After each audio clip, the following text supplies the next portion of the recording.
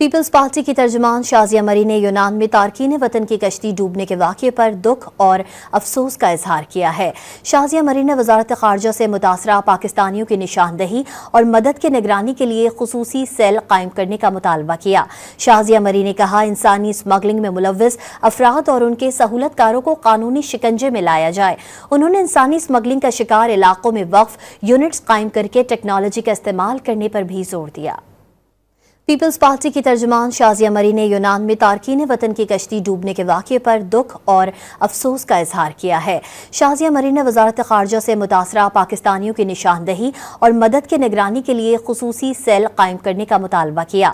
شازیہ مری نے کہا انسانی اسمگلنگ میں ملوث افراد اور ان کے سہولت کاروں کو قانونی شکنجے میں لایا جائے۔ انہوں نے انسانی اسمگلنگ کا شکار علاقوں میں وقف یونٹس قائم کر کے ٹیکنالوجی کا استعمال کرنے پر بھی زور دیا۔ پیپلز پارٹی کی ترجمان شازیہ مری نے یونان میں تارکین وطن کی کشتی ڈوبنے کے واقعے پر دکھ اور افسوس کا اظہار کیا ہے۔ شازیہ مری نے وزارت خارجہ سے متاثرہ پاکستانیوں کی نشاندہی اور مدد کی نگرانی کے لیے خصوصی سیل قائم کرنے کا مطالبہ کیا۔ شازیہ مری نے کہا انسانی اسمگلنگ میں ملوث افراد اور ان کے سہولت کاروں کو قانونی شکنجے میں لایا جائے۔